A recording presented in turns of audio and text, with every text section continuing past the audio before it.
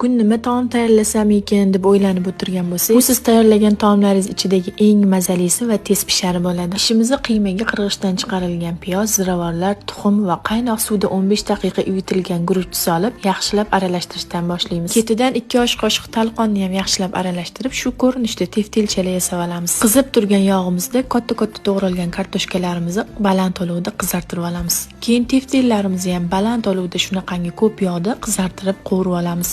Teftelga qiymani yarmini qo'y, yarmiga mol go'shti aralashtirib tayyorladim. Endi idishimizga yarim cho'mich yog' solib, piyozimizni shira torttirib qovuramiz. Ustidan qizartiradigan tuz va 1 osh qoshiqqina un solib, yaxshilab qovurib, 2 stakan suv quyamiz. Ana endi kartoshka va teftelimizni bitta qilib dimlasak bo'ladi. Xolodilnikda qolib ketgan cherini ham sovuramiz. Qopqoqni yopib, olovni pastlab 20 daqiqaga dimlaymiz. Albatta shu usulda tayyorlab ko'ringlar, mazasiga o'zingizlar baho berasizlar. Yeganlarimiz ibodatlarga quvvat, tanamizga shifo bo'lsin.